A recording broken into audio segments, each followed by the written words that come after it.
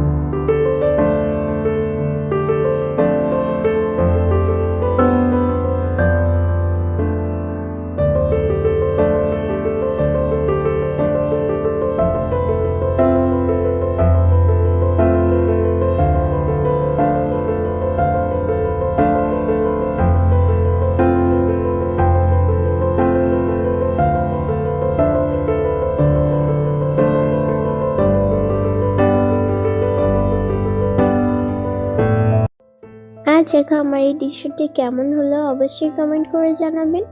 আজ এ পর্যন্তই। পুরোটি সময় সাথে থাকার জন্য অনেক অনেক ধন্যবাদ। আবারও দেখা হবে নতুন একটি ভিডিওয়ে। Thank you so much.